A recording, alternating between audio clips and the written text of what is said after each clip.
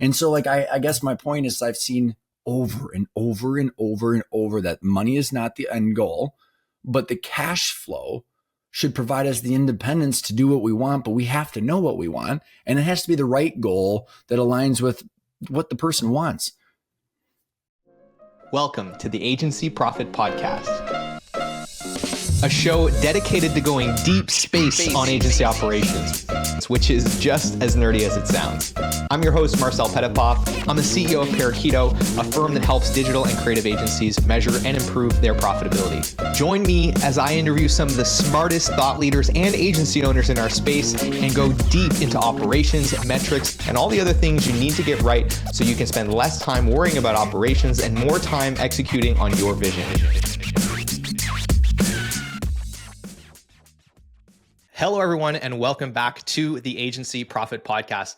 I am thrilled for today's episode because you all get to step into this bizarro alternate universe where there's an American version of me that I'm interviewing on my own podcast that's somehow more Canadian than I am because he lives in Minnesota. And it's my good friend Ryan Tansom. I met Ryan, I don't know, we met maybe 6 months ago. Ryan is one of the few people that I've met that has spent as much time thinking deeply about a specific, nuanced topic when it comes to running businesses as me, where, you know, I absolutely nerd out and love agency profitability. I've gone deeper than anybody thought was possible into that topic. Ryan has done that, but for this other very nuanced problem that when you hear him talk about it, it just like resonates at a spiritual level because you're like, wow, this person really understands this problem because they've lived it. And that is this challenge of getting into entrepreneurship, looking for freedom and all of these, you know, incredible things that you want in your life, and then getting the opposite of that and then not really understanding how to get out of it and starting to feel like, hey, I'm now trapped in my business and it's not giving me the independence that I want. And so Ryan is the founder of Independence by Design. I've had the pleasure of going through a lot of his content and coursework, and it has completely changed the way that I look even at my own business. And I'm so excited, Ryan, to have you here to dig into this framework that I think is transformational, that everybody should be paying attention to, and that I'm so excited for you to be getting out into the world. So with all of that, Ryan Tansom, thank you for being here today. You bet, Marcel. And you said out already, so you're definitely more Canadian than me. So we got that covered. And you don't have the black shirt on. I think in the one that you were on my show, we had a black, you put the black shirt on. So I got it underneath. Yeah. Ryan. No, I appreciate it, man. A great nerd session when I was on your show about capsule wardrobes. And this is like how naturally you come by. You didn't even know what a capsule wardrobe was. I didn't. But you were like, oh yeah, I totally do that. I totally optimize my clothing purchase decisions to reduce decision making. I want no decisions besides the things that I want to talk about and think about. Which, you know, my wife doesn't appreciate all the time and I have to capitulate when, but yes. No, I'm excited, Marcel. I appreciate you teeing that up. Like, yeah, because like, the endless pursuit of thinking about a problem is definitely something I resonated with in that intro. And you have just like, you've done such an incredible job. I just can't wait to talk about this with our audience because it was such an eye-opening moment for me. And I'm a person that I fancy myself pretty well-versed in this stuff, and it was a total paradigm shift. So with all of that, I've given everyone a very high level of kind of what you do, but in your own words, who do you serve and how do you help them? And then we'll get into your backstory, which is something I'm really excited to dig into as well. I think that's a good order too, because everything that I'm about to say comes from eating glass and staring to the abyss like Elon talks about, right? So it's the hard way. I didn't just wake up and be like, I think I'm going to talk about this crap. And like, so my avatar, my people that I love are owner operators. And it took me 10 years to figure that out because that's exactly what I have been over the last 15 plus years, but not people looking to raise money. And because that's a whole different game. And we'll talk about the different games people can choose as an entrepreneur, but not VC startups and not people that are private equity firms, but people that are owner operators where they got a job and or they're working in the operations of the business, but they also own it. So they get their cash flow from salary and distributions. They got this equity of this asset that they might be able to do something with. And my whole, like, what is independence by design? And this comes from my personal experience is like, I want to wake up and do whatever the hell I want every day, Marcel. That's it. Like, I want to wake up and have complete freedom to do whatever the hell I want. I want to talk to who I want to talk to about the things I want to talk to them about, doing the things that I like and a purpose that's beyond myself. And if I can't, that sucks. And I feel trapped and I do ridiculous things. And I think a lot of owner operators are the same way. It's the whole E-myth. People have the entrepreneurial seizure. However, what happens is, in my personal experience that we can unpack, is I've taken ridiculous risks and ridiculous financial sacrifices for this independence. And I got the opposite a lot of times. And because I got swallowed up into operations, my father and I had a business doing 21 million in revenue, 115 employees, juggling cash flow and payroll and all this stuff that you and I talked about with the data, aka your hat. And but why are we doing that? It's for the independence, but we were just eating glass instead of having that independence. And so what I have effectively over the last 10 years since selling that business is realized that there is a lot of systems out there to help owner operators operate their company. EOS, scaling up, OKRs. I mean, you have systems to agent profitability. I mean, like agency profitability is necessary so that, and I kept going back to what is the topic that I pulled the thread on is, why are we all doing this? I spoke to 45 Vistas workshops and I had 1,500 people go through my material over the last 3 years. We don't do this to have more L10s. I don't anyways. I do this so I can wake up and I go in my cabin and go for a run at 11 o'clock in the morning. And so it's like, so these operating systems should be helping us get to the ownership goals of freedom of time and money. And it's this independence that just rings true to me. And so that is the thing that I want to make sure we dig into today, because in going through your coursework myself, that was the aha moment where there was a cropping out of my aperture on how I viewed my business that put every decision that I was making into a completely different context. And I realized I would have made a radically different decision had I been looking at my business from this altitude and had this framework for how to evaluate those decisions differently based on what the actual outcome that I was designing my business. What decision would you have approached differently? So a lot of it had to do with investments or the lack of investments in certain areas of the business, right? And so I think we are generally well versed as entrepreneurs in this concept of is this going to help me increase my revenue, or is this going to help me decrease my taxable income?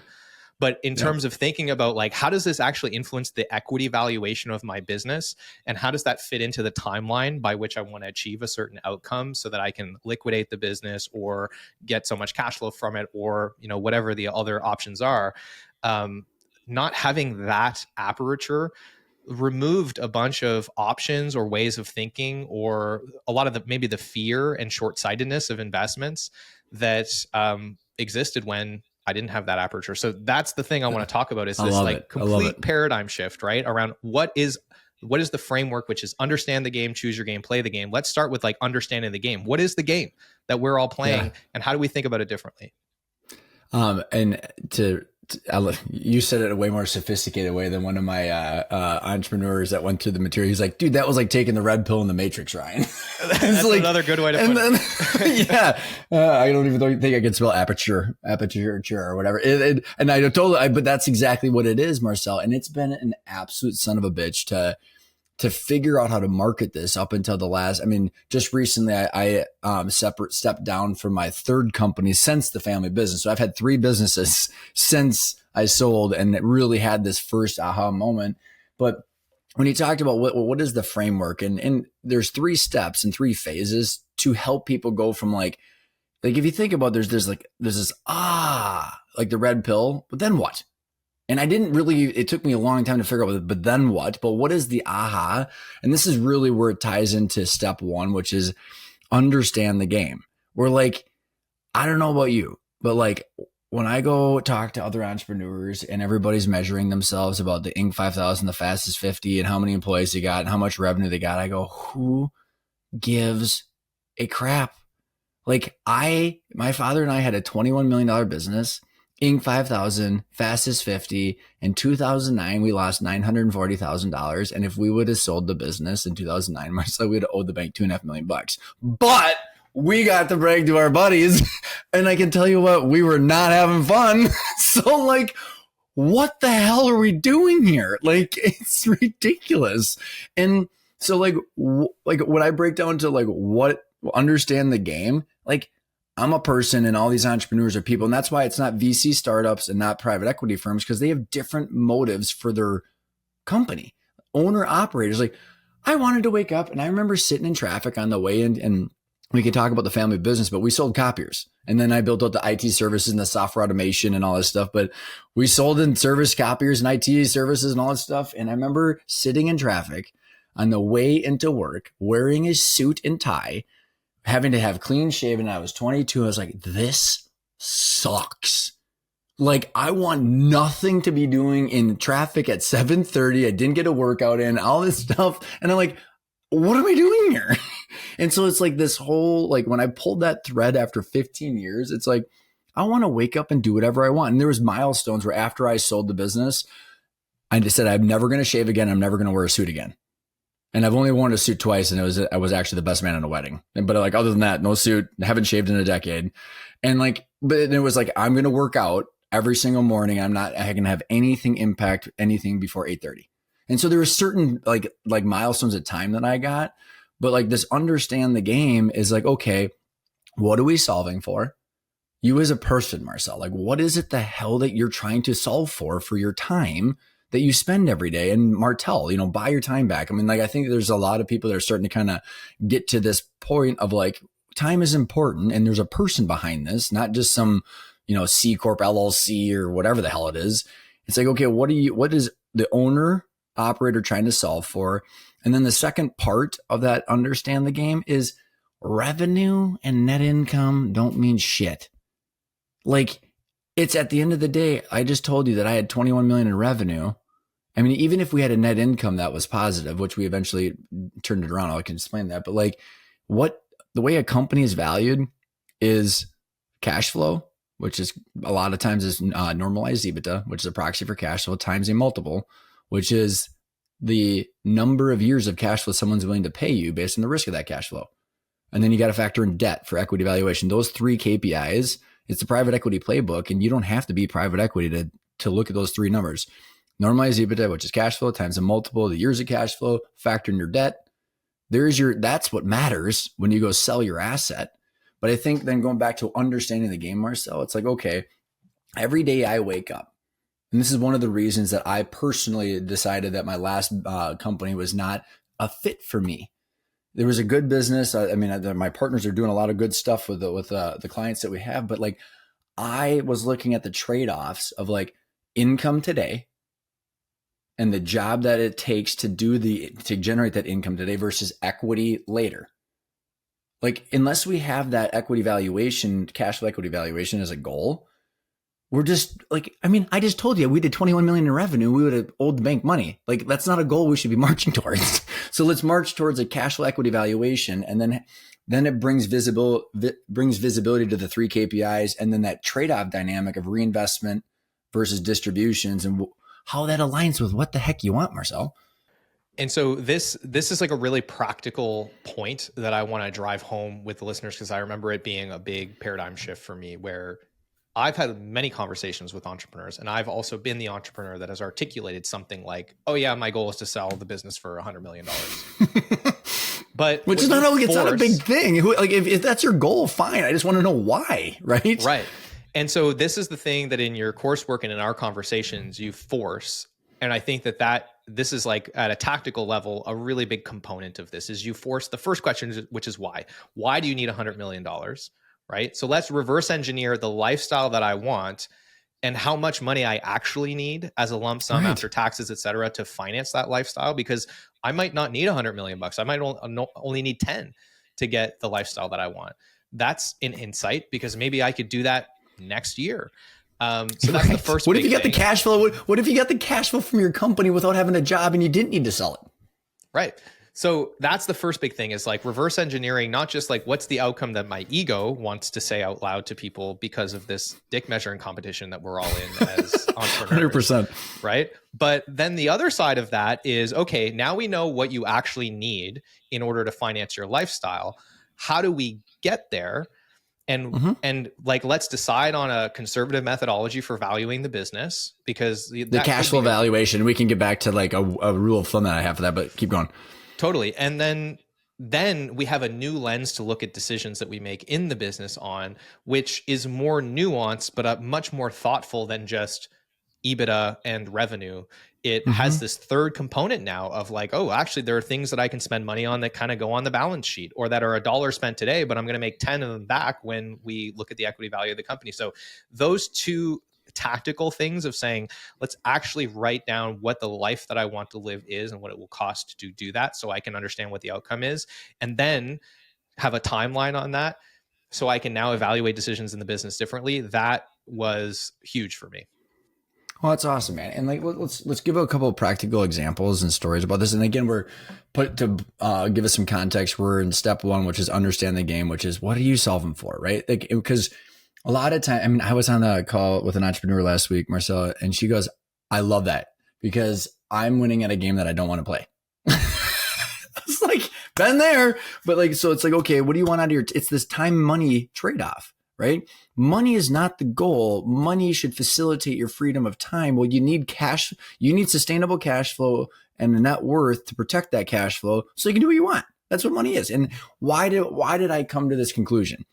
Well, my father and I sold our business for 8 figures in 2014. Actually, it was 10 years ago yesterday. And what happened was I turned that, not I, we turned the whole business around. I mean, we went through a lot. I mean, it was a bad circumstance. We took it from almost that $1 million loss to, it had been a 7-figure EBITDA, but I sold 2 branches for cash, put in a new ERP system, fired and replaced 60% of the employees, built out the managed IT service offering, built out the software automation offering, put in a parallel ERP system so we could do all the services, and like rebranded, won the Minnesota Wild. Things were amazing.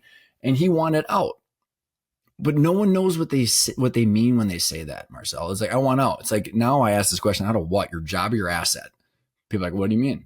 It's like, well, my dad didn't want to be, I mean, he was kind of the visionary in the background, helping me, we were doing, by the end, it was like banking and CPA meetings and that ownership stuff.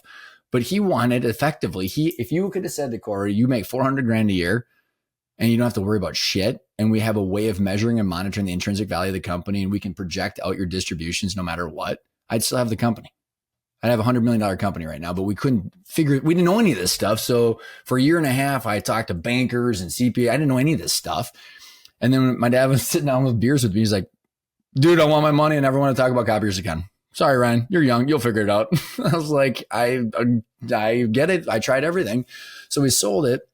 And on 8 figures, we paid 53% in taxes. I had to go back and I had to fire 60 out of my 90 employees. And all of the baby that I had built for 6 years got gutted. And they had a CSV file of 3,100 customers went into the competitor. And I went home and I cried. I was like, what the absolute F was that? And I find out after a while, my dad did the same thing. And so it's like, okay, well, great. We got money now, but like, I mean, my dad, it literally took him almost 10 years of depression and all these different things. And him and I are now having a lot of fun together too. But I say this because it's like, okay, why is it what you said is, I think, fundamental? It's like, well, I've personally gone through it, but then I started a podcast 8 years ago, and I've interviewed 400 people that have, between a couple million and $1 billion. And you can be a billionaire and your life is a train wreck. Like, just because you have a colorful pie chart on a Charles Schwab account, or you have a bunch of, paper money and no one likes you and your relationships are a disaster and your health is crap. I mean, it's like, okay, what are you solving for? And so like, I guess my point is I've seen over and over and over and over that money is not the end goal, but the cash flow should provide us the independence to do what we want, but we have to know what we want. And it has to be the right goal that aligns with what the person wants.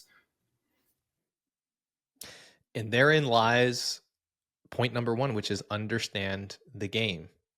And cropping out, I'll use that term again, cropping out the aperture of your lens on the business to understand and flip. Because I think for me, at least, it's like I start to get into this backwards world where I wake up every day and I exist for the business, and I forget the fact that the business exists for me.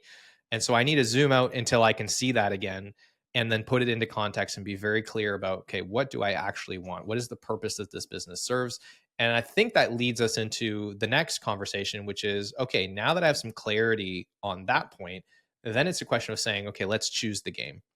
Yep.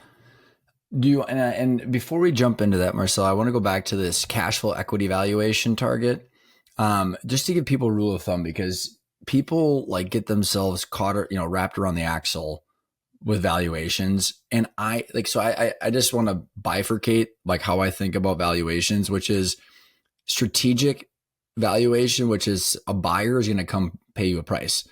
And there could be we had 3 offers. One was double the value because, well, we got at our company. And so they were able to pay a higher purchase price because of all these strategic reasons. So if you're going to sell to some strategic buyer, private equity platform, third party, whatever the hell it is, and they can monetize that above and beyond the cash flow valuation, they might pay a higher purchase price. The actual opposite, that's also strategic buyers. I work with a lot of family businesses. Parents don't need the money. They shrink wrap that valuation and they gift it to the kids in an estate plan. But it starts at it's an investment. It kicks out cash as a cash flow valuation, but all we talk about is this strategic transaction dollar amount, but we have no context to why that happened. So I think about like an easy rule of thumb, Marcel, of like, and what part of this ownership framework is build the cash flow valuation of your company, which is something you can bank on. And you can measure and monitor the cash valuation of your company every single month. People say, no way, Ryan, I'll never know what my company's worth because, until someone writes to me a check. It's like, no. Private equity firms and ESOPs measure and monitor the value of the company every single month. And it's how much cash flow can your company produce based on that risk over and over and over again? And what's that growth? And so it's just like, commercial real estate, your cap rate or whatever it is. I mean, this is private equity, through and through. But here's easy way of thumb, Marcel, that I like to think about it is like, okay, if you're wondering, instead of going to get a $25,000 valuation, every owner operator listening in, if I asked you, how much monthly debt could you service while paying yourself what you want, funding growth and paying your taxes without throwing up in your mouth? And it's like everybody knows that about their house. Like if your house payment went from $2,500 to $6,000, you go, no, can't do that. Well, here's a peg to this. A 10-year SBA loan on a $5 million purchase is $69,000 a month.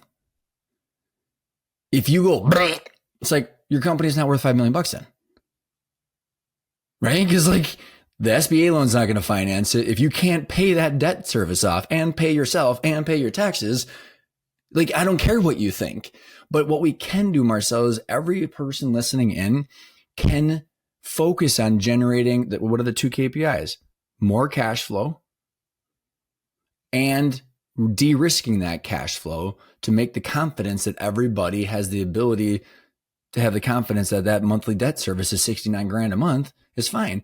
And so then you could either take that in distributions, you could do an internal sale, you could do an SBA loan with a third party, private equity could come in and put some debt on it. You could do an ESOP, you can do whatever the hell you want, which then gets us into then the choose the game. Do you want some free resources to help you measure and improve your profitability?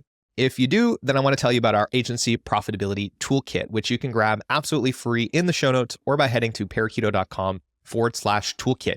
It's packed with training videos, cheat sheets, templates, and all kinds of other great resources to help you start measuring and improving the essential metrics that are going to drive better profitability in your business. And it's helped thousands of other agencies around the world do the same. So I want to encourage you to go and grab a copy of that. And if you'd rather get in the fast lane and just have our team of experts guide you through the process of measuring and improving your profitability, then I want to encourage you to apply for a consultation at parakeeto.com. With that, I want to thank you again for tuning in. I hope you enjoy the episode and I'll let you get back to it. All right. So I want to dig into the details, Ryan. So the point that you've just made here is, don't essentially bank on this more nuanced kind of strategic upside, which is just going to essentially be more speculative. Instead, focus on the valuation of the business based on cash flow, which is going to be far more redundant and certain, and is kind of institutionalized in a lot of the kind of places where money is going to come from to fund these kind of businesses. And the easy framework for that is to think about what kind of debt could this business service based on its current operations in a de-risked way, and back that into a number. To get into the specific details, what kind of interest rate and what kind of timeline do you apply to, you know, the structure of that loan in a theoretical sense? Are we talking like The one that I just six, ran at the 6, 7%? yeah, the one that I just ran. This is why having a cash flow valuation, at the end of the day, Marcel, create good cash flow, right? You're going to want it. Buyers are going to want it. It's going to buy you some independence of time. I mean, like the 69 grand a month was like, I think it was a $5 million loan at like, I mean, what the hell is it? Like 9% or shit. I don't know. I mean, I have a quarterly economic and M&A update podcast where I interview ITR Economics and then Butcher Joseph, which is a top ESOP and private equity investment banking firm. Senior lending on buyouts went from 4.25% to 12. Do you think that impact people's valuations? I mean, like, dude, at the end of the day, the exact same math equations are going on in business as your housing. Well, guess what? At 3%, well, why are people not moving? Well, because I have to buy half the house for the same monthly payment. So if you or the proverbial you or anybody listening can prove that they can generate cash flow, like hopefully it's satisfying your goals as an owner, but also you can back in and the interest rate environment will always be changing along with the valuation, along with bank lending. I mean, I'm just waiting for the banking dumpster fire to happen. I mean, like, my God, I mean, it's just la la land out there. And like, how does that impact you? But as long as you got good customers with a good infrastructure, with good services, and you're printing out 10 grand or 100 grand a month, like, isn't that you have options? And so I think going back to your point is like, and this ties into step number 2 of choose the game, but like, there's a lot of validity to the third party sale. And like, I think there's a common friend of ours. Do you know Kevin McArdle? Sure. He's not with Sure Swift. It's a big band, right? So Kevin's a dear friend of mine, very similar philosophies. And I spoke at his this founder summit a couple years ago. It's like, hey, instead of raising VC firm money, we're like, you burn cash till you sell it to someone else. There's no plan B. There's no cash flow valuation. That's not wrong. You're choosing that game. So sell it before you run out of money. Or keep raising money. It's like, those are the two situations, but you're not going to turn around and do an internal buyout or an ESOP or a third party, or a private equity cash flowing sale because you have no plan B. You chose that game, which is just fine. I guess my whole philosophy is owner operators. If you don't have that professional money that says IRR in this timeline, go, here's the game, you have more choices and you can choose the game you want to play. It's like, okay, Marcel, you want to make 20 grand a month out of distributions and have no job. When can we get you there? Oh, and by the way, if we can prove the fact that you can make $250,000 in distributions, we can also prove to a bank that your manager could buy it, or an ESOP could buy it, or or an acquisition entrepreneur can buy it, but you're choosing to keep the distributions right now. But all we're doing is proving that debt service, and then we're proving the cash flow valuation to your company. And if you choose, let's say I came out and said, hey, Marcel, here's the deal, man. I'm going to buy your company and I'm going to shut it down. I'm going to fire everyone. I'm going to take your IP and I'm going to give you $40 million to do that. And you're going to go, no, thanks. I'm making $250,000. I got complete independence over my time. And that sounds like it doesn't align with my goals. Yeah. It gives you a filter and it gives you options because you always have this asset now that you know the value of and that you have options to monetize, which to your point, like ESOP, guaranteed exit. There's ways that you can finance when you have that proof. So it sounds like the rule of thumb there is, what's the debt service from distributions essentially, or from the free cash flow of the business that you could service, apply some conservative interest rate to that over, let's call it 10 years. And that gives you a sense of what the business is worth at any given moment in time. Right. And then why? So understand the game is understand these mechanics of what you want and the valuations. But when we talk about choose your game, we just started, diving into that, which is I don't care what other people do.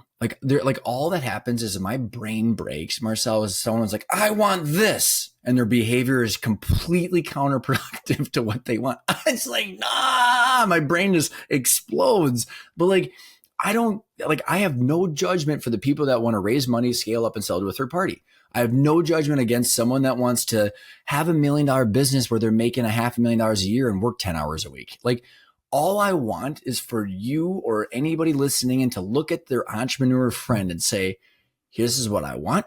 These are my goals. And this is the game I'm choosing to play. So we're not judging the dick measuring contest against things that we're not playing the game to get the same game, Marcel. Like, so why are we going to judge each other against this? So like at the end of the day, the choose the game is like, what are you trying to solve for? What are the different ways you can monetize your company or have some sort of transition whenever you want, but hold that in picture and talk to your friends about that to say, here's what I'm actually trying to solve for. And then surround yourself with other people that might have similar goals or can, give you different perspective. And part of that is like, leverage a business, an ownership advisory for, team. It's like the family office meets private equity, like people that are moving money, have tax strategies, have wealth strategies, they're saying like that are helping you manage the other parts of this stuff. But like, you're not going to go hire an ESOP investment banker if you're selling to a third party. You're not going to go hire like, if you're going to sell to a third party and, get a big pile of check, you're not going to hire some advanced estate planner unless you need to. It just helps you say, okay, what game am I playing? Who do I need to surround myself with? And how do I give the context to these people so they can help me get to my goal instead of them just making it up?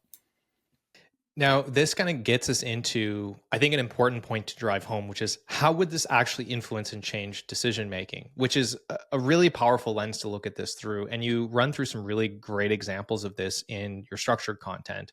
So let's talk about that. Let's imagine you have one person that their objective is to sell their company for, some absurd amount of money, and they want to get there in 7 years from now, versus a person that wants to do an ESOP in 18 months and use that to then fund their lifestyle. Like, how does that different framing influence a decision? Like, should I hire a legal firm to come in and restructure all of our agreements to make sure that they're really tight? Or should I go through the process of getting a new website in place, or bringing in an ERP system, or making this investment in the business? Because that was a really powerful thing for me, was seeing how the same decision you would make radically differently based on what the outcome was anchored to. Yeah, I think I know what story you're talking about is a gentleman that went through my workshop, big tech company, like doing some, they were making a lot of money, and they had huge potential to sell to third party people like SAP, Oracle, IBM for a lot of money. And it's a services business for the most part. Well, there was a decision that this gentleman had to make about a $700 and some thousand Salesforce implementation. First of all, anybody listening that ever been through an ERP implementation, I'd rather jump in front of a bus, but I've done my fair share and it's usually worth it, but it takes twice as long, twice as expensive.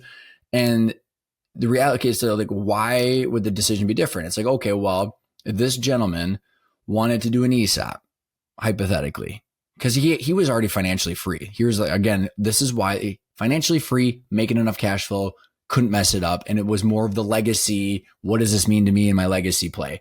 Not everybody's lucky enough to have that situation, but the concepts still apply. However, it would add another layer of stress if you're not financially free, right? And we'll talk about how his financial situation as an individual would impact his choices as well. But let's talk about the operational choices first, and then how that impacts his personal situation. Well, for the options, it's like, okay, well, $700 some thousand Salesforce implementation. It's a normalized event because you don't do it all the time, right? So it's a use of cash. So it decreases your net income, but it actually might be like keep the normalized EBITDA the same. So it's a use of cash. And then the reason you would do that is because it should increase the multiple, because it's got more sustainable, transferable, and predictable cash flow. So you say, hypothetically, you go from a 5 to a 6 multiple because you have now this perfect system. So you used cash to grow the multiple. That's why you would do that. And an ESOP is a cash flow valuation where, like, you want the infrastructure, right? It's an ownership sale. So they're like, No one's infrastructure is coming in and taking over yours. So if you need a new ERP system and a Salesforce, you still need one. And the ESOP would value your investment and you would get that return on the increase in multiple, right? So you might go from a $6 million valuation to 7, hypothetically, or whatever. So there would be a reason to that. And again, and I'll use my own stories too, is like, man, I told you all the shit I did. I piled millions of dollars back into our company. I spent 500 and some $1,000 rebranding everything. We had the Minnesota Wild, Marcel, so we had branding and all this shit everywhere, all over the XL Energy, all over our cars, all over everything. And then 6 months later, we sold to a third party that rebranded everything again. Like, if I would have done an ESOP, that would have gotten a return.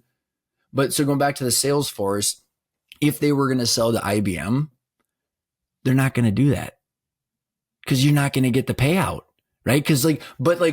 So it's like you kind of clip away every single month and every single quarter and every single year building the cash flow valuation. But as that event becomes closer, you're constantly synthesizing your decisions against like, hey, there might be an event this year. Like just like private equity firms, you're like, would this investment pay off or not? And should we take more cash? Should we take the $700,000 today because we're going to sell it to some third party? But the choice is not just the operational financial choice. One is that like this, or the second one is, what if they got the company and everything like I had? And he goes, I'm already financially free. Who gives a shit? I'd rather do an ESOP. You see like how like your personal situation and what you personally want and the ownership's goals should drive the decisions. And then you're able to have a context and framework to say, should I or should I not do this based on what I want, not what other people are telling me I should do. And therein lies, I think, the key idea behind all of this. And it's something that our mutual friend, I've heard him say many, many times before, of like, I've seen it too many times. You watch an entrepreneur spend their whole life climbing a ladder and then get to the end only to realize they had it leaned up against the wrong wall. Yeah. Right? Yeah, it's like, oh, crap. And I think that's what's so transformative about your view, your point of view on not a management or operations framework for inside the business, but an ownership framework for reconciling the relationship that we as business owners have with the business and the asset that is our business and the purpose that it serves in our lives. So we could talk for many, many more hours about this, but we don't have the time to do that because we're both busy people. So I want to make sure before we wrap up that everyone's clear on where you're going with this, because at the time that we're speaking, there's some new and exciting things on the horizon and where they can go in the show notes to consume a lot of the free resources that you're publishing and get into your world. So my website should be live because I just had spun out and started the new program on my own after 10 plus years, and it's Independence by Design is the framework, but ryantansom.com is my website. That should be live by the time this goes out. My LinkedIn, I'm highly active on. The podcast, the new podcast, it's rebranded and it's new, is coming out in probably the next 6 weeks. That will be Independence by Design on all the normal players. But all of my old archived podcasts of the 400 episodes is currently on my YouTube, my personal YouTube channel. So I've got playlists set up like valuations, ESOPs, private equity, all that kind of stuff inside of the personal YouTube channel. And if they're following that by the time this goes out, as the emails and the workshops and all that kind of stuff go out, it should be hopefully easily accessible. So we will leave links to all of that stuff in the show notes. And let me just say, for all of those of you that are listening, if you want to shift your mindset and improve the relationship that you have with your business and really take actual steps towards it serving your life in the way that you intended for it to serve your life when you started it, go jump headfirst into this incredible library of content, get close to Ryan, listen to what he has to say. And with that, Ryan, I appreciate you making time to be here today. It's always a pleasure to hang out. So fun, man. I'm thankful for your time. So fun, Marcel. Appreciate it, my friend. All right. And with that, wherever you're listening to this, leave us a comment. Let us know what you learned, and we'll see you in the next episode. Hey, thanks so much for tuning in to today's episode. I hope you enjoyed it. And if you've ever found yourself thinking, man, I get so much value from this podcast, I wish there was something I could do to return the favor. Well, today's your lucky day because you can leave us a review wherever you're listening to this, and it is incredibly helpful. Of course, if you haven't grabbed a free copy of the Agency Profit Toolkit, go and get that. It's got tons of free resources to help you improve your profitability. If you're looking to get in the fast lane and get help from experts to improve your profitability and measure your most important metrics, then apply for a consultation at parakeeto.com. We'd love to chat with you and figure out how we can help. With all of that, thank you so much for being a listener, and we will see you on the next episode.